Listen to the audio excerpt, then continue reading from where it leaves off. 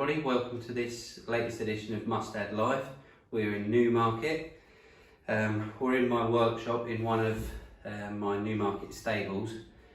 So today I'm going to try and keep it a bit short and sweet. It's been a hot week for everybody. I'm sure everyone wants to go to the pub more than sit here watching Facebook. I've got a horse that's flat-footed. He's been racing since the start of the season. He's now become thin-soled and sore over his sole, and we have a race for him in 10 days' time. So I've got a shoe modification that I'm going to show you how we get around this. I've started off in the office. I've already took the liberty of fitting the shoe. So I'm going to show you how I apply the next stage to the shoe, and then we're going to go to the horse. I'll show you his feet. I've also wrapped his foot in a hoof cast prior to this because his dorsal wall was also thin. So we're at that stage of the season now where the good horses have come through. They've been raced a lot of times, and we're in that second half of the season where we've got to keep these horses going and try and get to October and be proactive, finding different shoeing packages for them that are going to get them to the end of the season. So he's thin-soled and he's got a flat foot, so I've opted for the St. Croix Concord Equilibrium. It's a nice shoe because it's offering the horse a breakover at this time of year. We know the vets have already told us that this horse is suffering with a knee complaint, so we want to try and ease movement as much as we can. So that's why this Equilibrium is a great option for him. Now, traditionally, any horse with a thin sole, we're going to try and put a slightly thicker shoe on and seek the shoe out to relieve any sole pressure. We're kind of limited in racing to what we can do because obviously he's got runs coming up, we've got plates to use. So I need to make the shoe thicker, but also keep the weight down and offer all them traditional options that we would have used had we had the option of being able to use steel. So we're choosing a leather pad. By using a leather pad, we're giving the shoe an extra 3 or 4 millimeters of height. So this has gone from a 9mm shoe to pretty close to 12mm, half an inch in old money. So this is going to give us a nice bit of height to get that horse's foot off of the floor. We're not going to be adding too much weight, and we're not using the full pad. So I'll show you what we're doing. We offer our shoe up, find where our clip source is. We're using our Mustad half round clip cutters. And just clunk that in there. So we're always looking for solutions to keep the horse in training and being able to race, but without adding too much weight and things that cause us problems in the future. So this is the Mustad leather pad, compression pads. They're very thick and very nice and firm pads. So this is going to offer this horse a nice bit of protection and height. So I always like to rivet them when I'm about to work on them.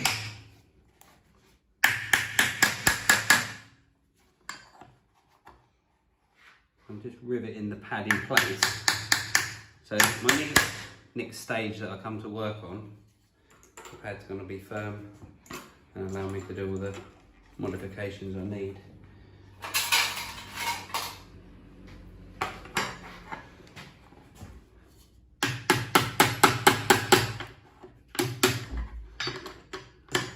Doing quite right.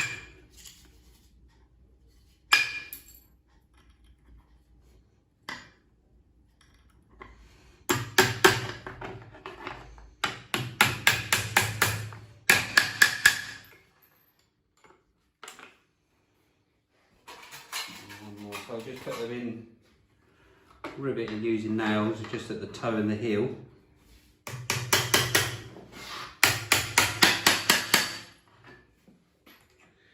Just to secure the pad in place.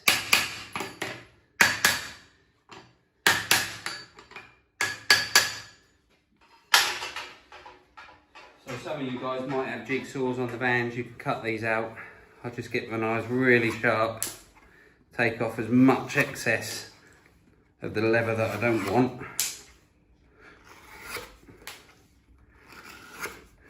Again, I'm always trying to find ways that it's going to not slow us down too much in the workplace. So by using a sharp knife, probably a bit quicker than a jigsaw.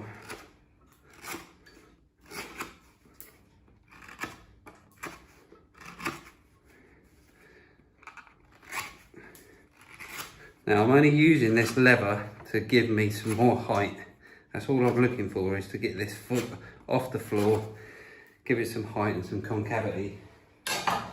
So I'm now going to cut the inside out. I found the best is these tenon saws. You can then get in your inside web.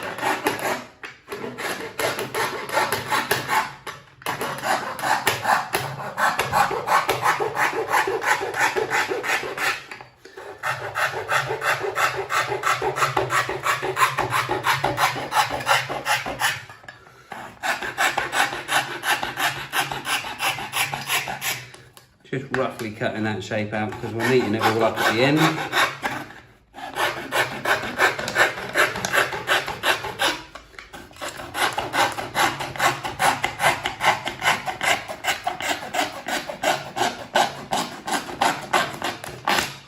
Again, if you've got a mechanical jigsaw, it's going to be easy for you. So we've neatened, took that inside out. My rivets have just come a bit loose. Tighten those up again. Now all the excess bits we can start to tidy our heels up.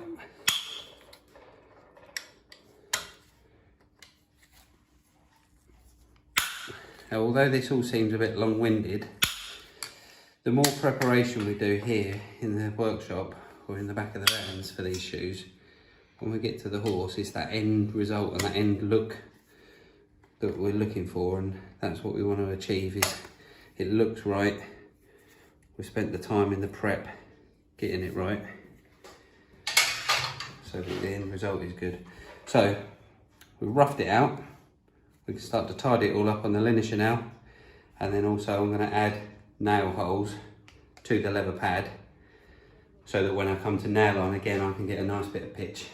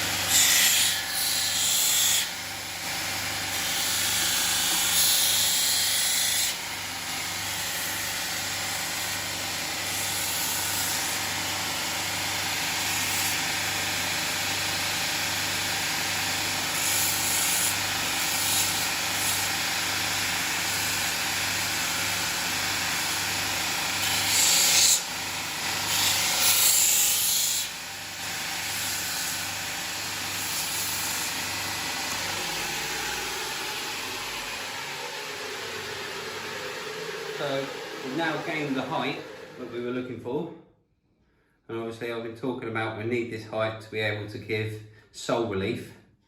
So again, really nice sharp blade, and I can just sculpt the inside of this leather now for like deep seating. You must have sharp tools for this. These pads are quite thick and very robust, so you don't want to be scratching around and end up cutting yourself. Once I'm happy I've given enough sole pressure, sole relief to that area. Again, a lot of guys carry these anyway. I've got a Dremel. I can just clean.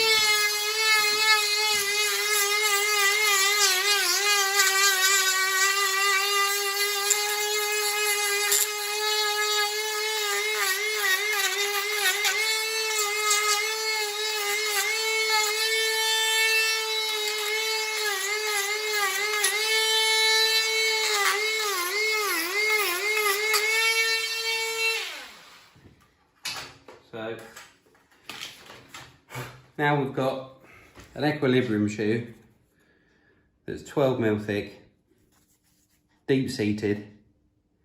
So that's going to give us the sole relief that we need, the breakover we're looking for with the knee complaint. Now to nail this on and to get it best nailed on, when nailing on any leather pad, it tends to misguide the nail sometimes. So unless you can either drill those holes out, or even with drilling out, it doesn't form a nice nail hole for you. So again, I've come up with something that I normally would use, and I've just made this little tool, just a little lever punch really, just to mark these holes.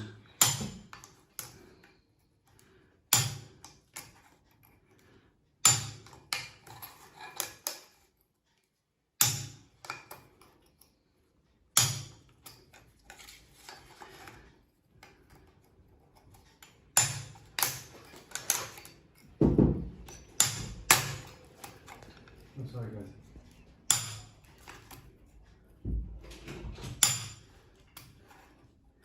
As you can see, we're live. Just had the vet pop in, open the door. Probably whilst I'm going so slow on this. So we've marked all our holes. We've already got our heels and our toes marked because we've got the rivets in there. So we'll just pop these out now. There is a bit of waste in this, but it's the type of job we're doing that, again, it's important to get this horse to a race, so all materials will be charged for. So by doing that, you can now see we've got a nail hole pattern. Again, most people can get hold of one of these quite easily. Just a little lever punch. We'll just punch these out.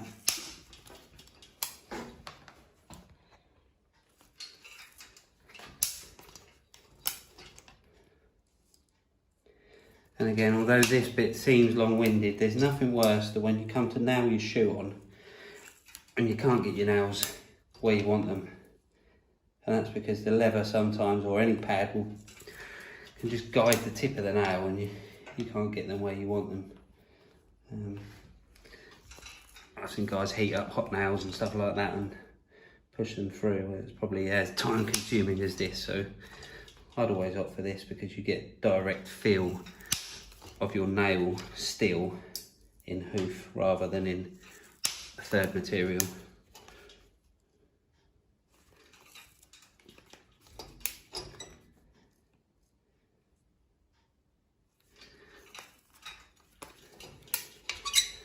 So you can see they're punched out.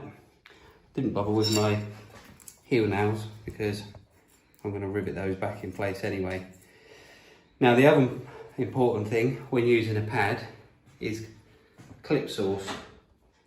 So you can see from the back, I want this shoe and this pad to be secure on the foot, and that's not a tall enough clip really to be able to cope with the height of pad that we've got there. But the beauty of these equilibrium shoes, you still have a nice thick clip to be able to just gain an extra couple of mil to give you the height on that pad. So you can do it cold in your hand. Just got to extend that clip.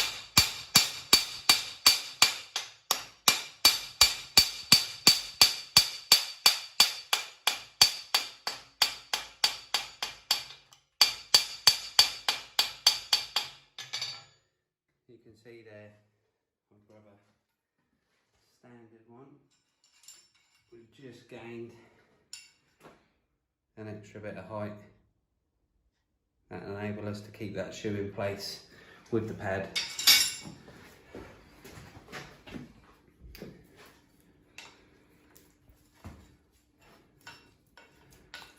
So pop that back on, re-rivet our heel nails, so then that's ready to go.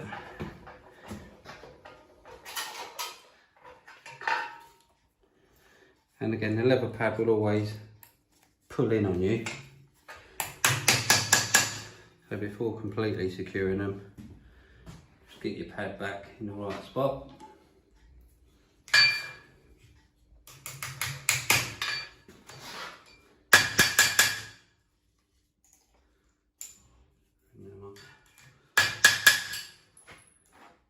like using the hammerhead nails for these because they do give us a nice bit of wear, extra wear to the shoe life itself, being aluminium. So you can now see we've got a nail pattern on the back. Our nails are going to pop through nice and easy. And because I countersink the aluminium shoe at the toe prior to that, we're still getting the pitch to be able to nail on without the pad being in the way and causing like misdirection. So there's our equilibrium shoe, extra height gained, deep seated for sole relief, and extended the clip to provide us with shoe stability when we take it to the foot. So we'll go off to the horse now, show you what we've done with the cast and the foot, and we'll apply this also using Comfort Mix soft pack to help with the thin sole that this horse has. So we'll make our way to the horse now and see what we find.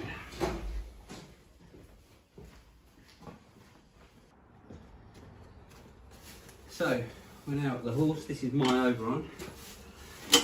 He's running in 10 days time at the York Festival. So it's quite a big meeting and I think he's in quite a decent rate, so this is why we're trying our best for him. So he has thin soles and he is feeling his soles on exercise. He's going out, we're getting rider complaints. So we have addressed the dorsal wall in the fact that the walls have become thinner. By nailing a pad and a shoe on, I really want to make that secure. So I've uprated the walls of the foot by using the cast. So we're going to cut the back of this out first. I know Danny covered this last week as well, but there are slight differences sometimes with people, so I am just follow the line of the clefts, carve that out with the corner of my rasp.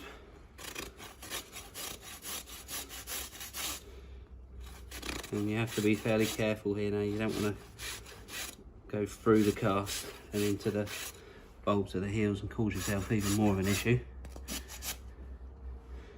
But once you've scored it sort of 3/4 of the way through, it'll be good to just snap. Just lift it slightly with the snips. You get that nice snap and tear. And again, I always have my knives really sharp when doing this kind of work, so you can just minimum effort.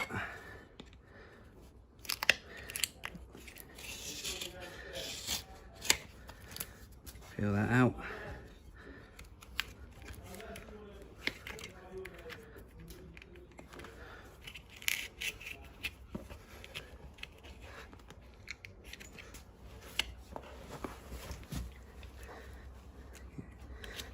Corner up.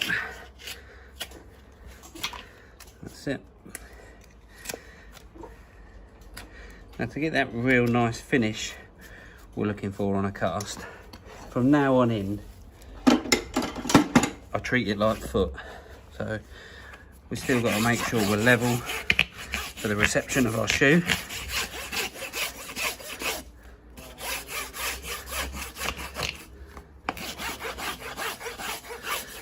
And we know through our anatomy studies the toe is thicker than the heels on hoof capsule, so I want to mimic that with my cast as well.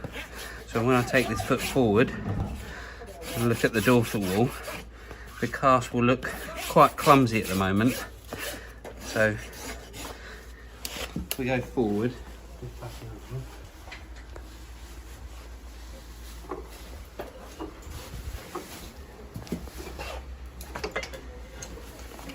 so a lot of people put these casts on and your full thickness from top to bottom, from heel to toe, it's all the same. Well, your natural foot isn't.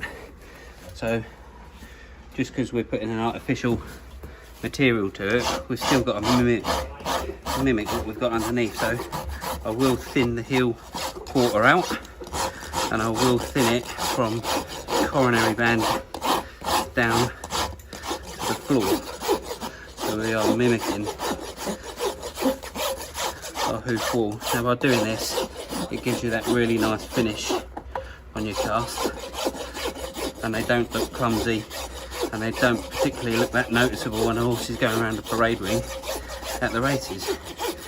All we're doing is adding strength with a bit of artificial material. So you can see there the bit that I've dressed compared to the bit that I haven't dressed. We've been able to just taper it.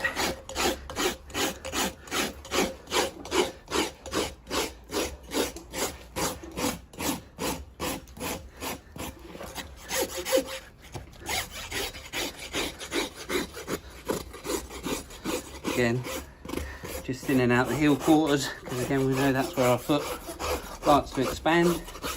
We don't want to take too much of that natural function away. Any little edges that are looking like they're going to impinge on our coronary band, just score and neaten up.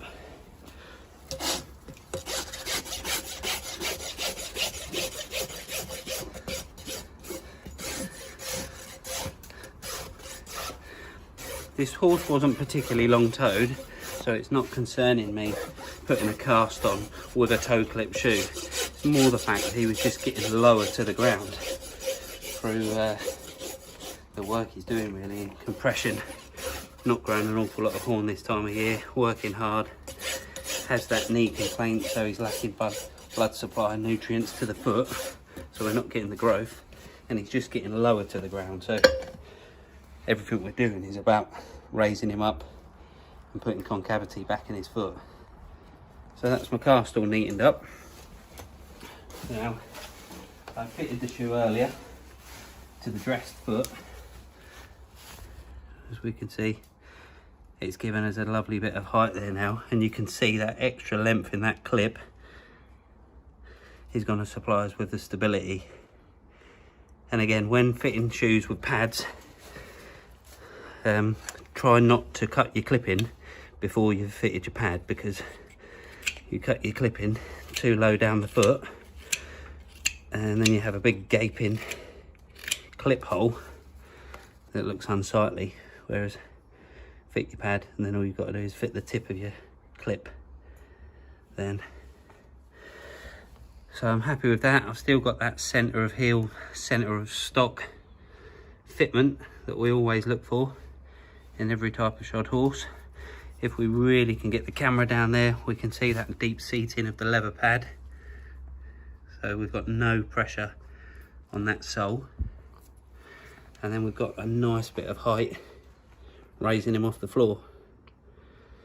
So I'm just going to put a quick bit of sole prep into that foot, because I am going to add Mustad Comfort Mix Clear to the bottom of this foot after being shod, just to give him a bit of extra sole protection this time of year out on the Newmarket Heath. We do get a lot of flints and stones rise up, and as good as the riders are to try and avoid them, it sometimes catches them out and you can end up missing races just through sore feet, bruised up through stones and debris.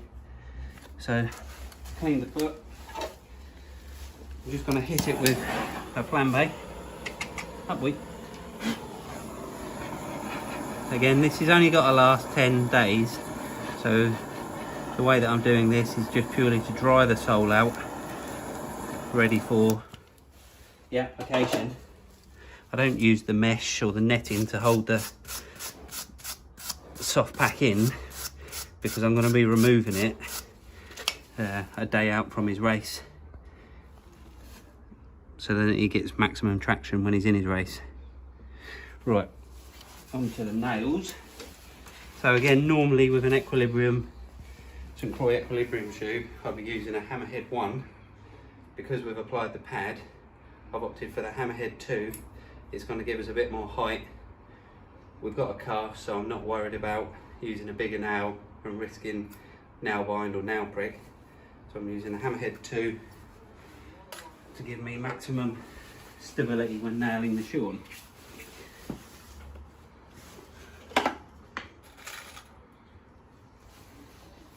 We're just going to look for a regular nail pattern.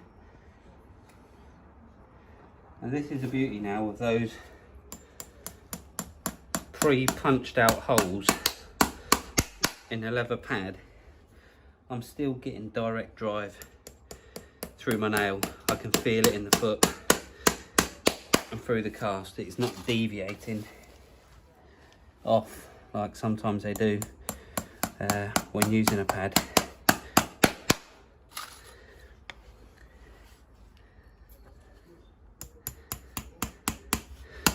And all this work, most horseshoeing, it's all the preparation work for that end result.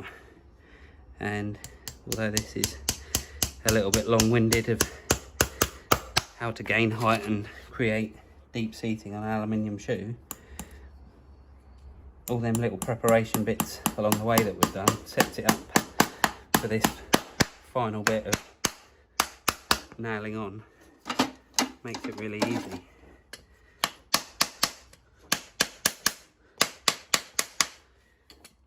So, having used the cast and it's nice and set up, and I've got a leather pad, I'm drawing up because we've got 3 materials: cast, leather and shoe, and I want all the materials to make sure they're clamped together and we get shoe stability.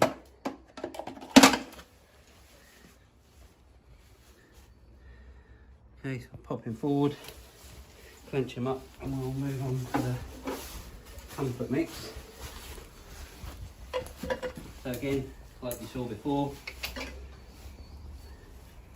we'll completely treat this cast like hoof now.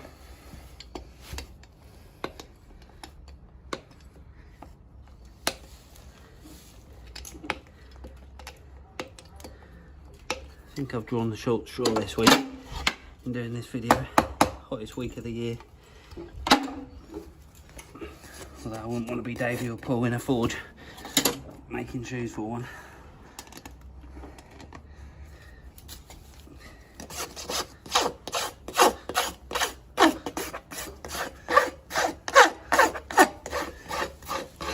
So you can really start to see that extra height now that the leather pads provided these feet. Again, just underscoring, the cast is still a softer material, so I'm not cutting out a clench groove, because by the time these are pushed in, they're nice and flush anyway.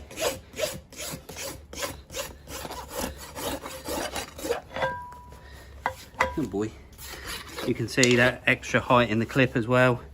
That was actually, really necessary to keep this shoe in place.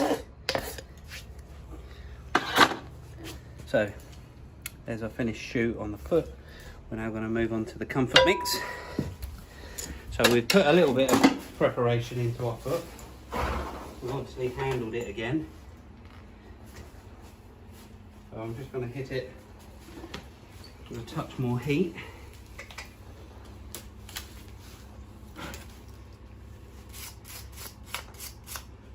Now the only reason I'm putting silicone into the bottom of this foot now is not to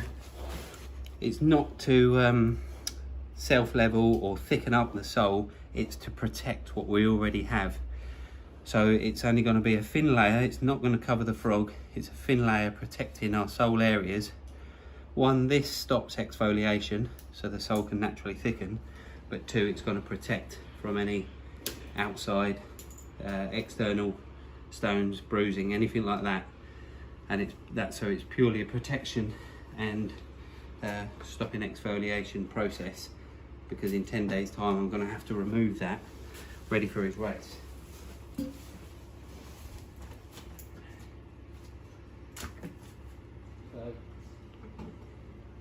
we've got our hoof pad comfort mix from Mustad. We're all starting to become familiar with these now. Twist off cap, one way fitting nozzles. They can only fit one way, you can't go the other way with them, so it's pretty simple. Twist on until click, but I personally always like to dispense a bit first. Now some of you might be familiar with this tool. It was previously another brand of silicone mix gun. I've learnt a way of being able to attach the Comfort Mix application holder to this. If anyone wants to know about that, you know, drop me a message. I'll show you how I've done it. If you've got one of these, don't throw it away, because they were quite expensive in the first place, and it's a real easy changeover to stick with your battery powered applicator. So I like to dispense a bit first to make sure we've got both bits coming out, which we head out. Pop my nozzle on in the right direction, wait for the click. Did you pay for the petrol earlier, Jake? It sounds like that someone's on the way for us. Right, so our foot's prepped. It's a one hand application. Good boy. Up. Make sure we've got no shavings in the bottom there. Again, the beauty of this gun is I can do it all on my own, controlling how much material is going in.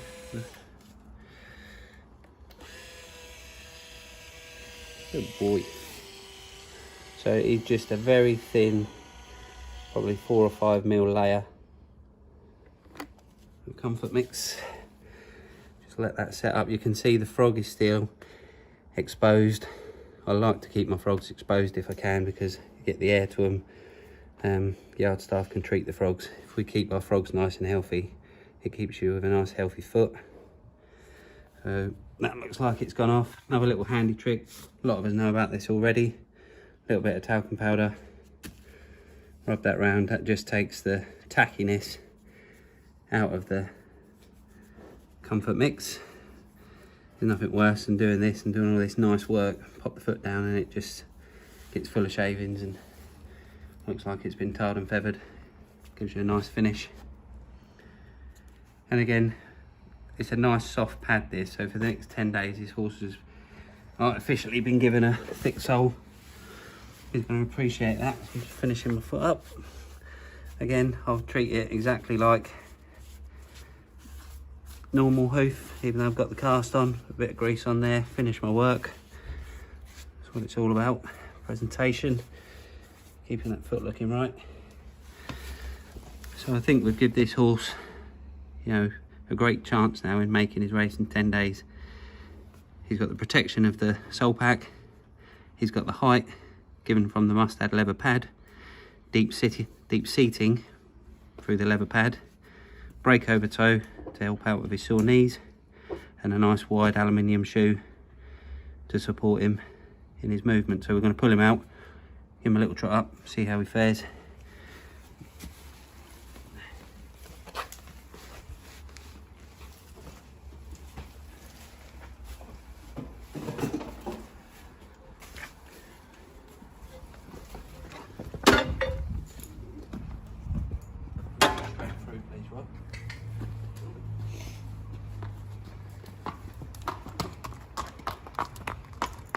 Follow him down to the runway.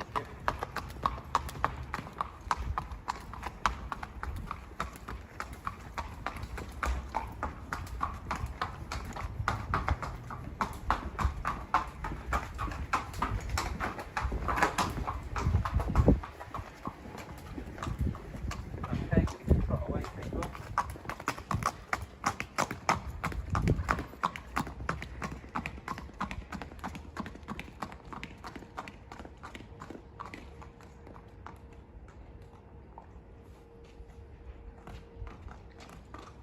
Take over the camera from here.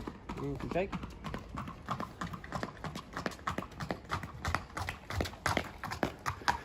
That's great, so happy with that. Horse can get back to his exercise tomorrow and begin training towards the race that the trainer has in mind for in 10 days time. So you can really see now the extra height given. You know, got good toe, fast in alignment.